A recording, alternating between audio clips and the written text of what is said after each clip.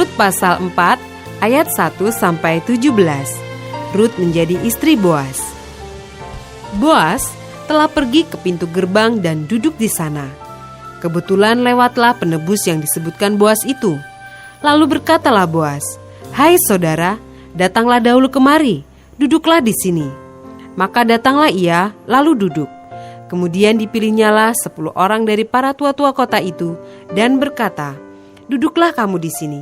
Maka duduklah mereka. Lalu berkatalah ia kepada penebus itu, "Tanah milik kepunyaan saudara kita Elimeleh hendak dijual oleh Naomi yang telah pulang dari daerah Moab. Jadi pikirku, baik juga hal itu kusampaikan kepadamu sebagai berikut. Belilah tanah itu di depan orang-orang yang duduk di sini dan di depan para tua-tua bangsa kita. Jika engkau mau menebusnya, tebuslah. Tetapi jika engkau tidak mau menebusnya, beritahukanlah kepadaku, supaya aku tahu, sebab tidak ada orang yang dapat menebusnya kecuali engkau, dan sesudah engkau, aku." Lalu berkatalah ia, "Aku akan menebusnya." Tetapi kata Boas, "Pada waktu engkau membeli tanah itu dari tangan Naomi, engkau memperoleh Rut juga, perempuan Moab, istri orang yang telah mati itu, untuk menegakkan nama orang itu di atas milik pusakanya." Lalu berkatalah penebus itu, "Jika demikian, aku ini tidak dapat menebusnya, sebab aku akan merusakkan milik pusakaku sendiri. Aku mengharap engkau menebus apa yang seharusnya aku tebus, sebab aku tidak dapat menebusnya." Beginilah kebiasaan dahulu di Israel dalam hal menebus dan menukar. Setiap kali orang hendak menguatkan suatu perkara, maka yang seorang menanggalkan kasutnya sebelah dan memberikannya kepada yang lain. Demikianlah caranya orang mensahkan perkara di Israel. Lalu penebus itu berkata kepada Boas, "Engkau saja yang membelinya." Dan ditanggalkannyalah kasutnya. Kemudian berkatalah Boas kepada para tua-tua dan kepada semua orang di situ, "Kamulah pada hari ini menjadi saksi bahwa segala milik Elimeleh dan segala milik Kilion dan Mahlon aku beli dari tangan Naomi. Juga Rut perempuan Moab itu, istri Mahlon, aku peroleh menjadi istriku untuk menegakkan nama orang yang telah mati itu di atas milik pusakanya.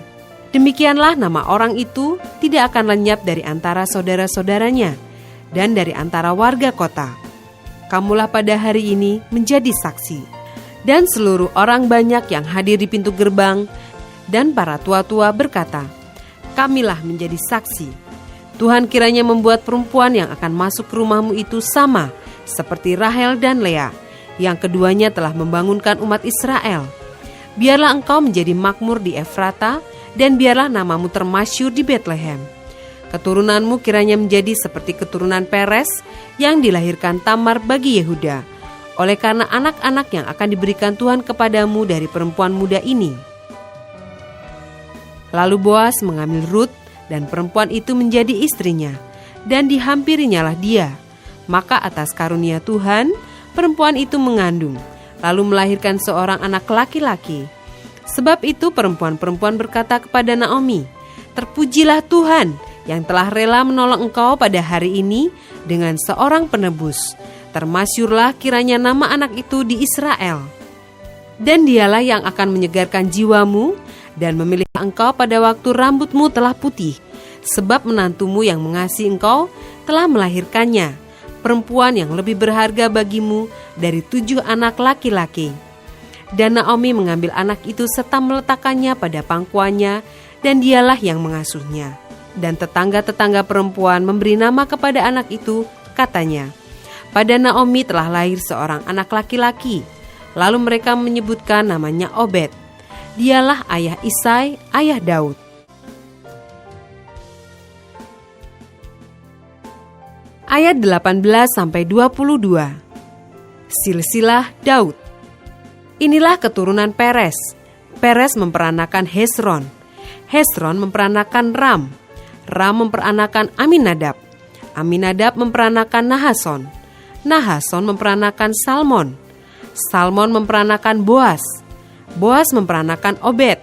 Obed memperanakan Isai, dan Isai memperanakan Daud.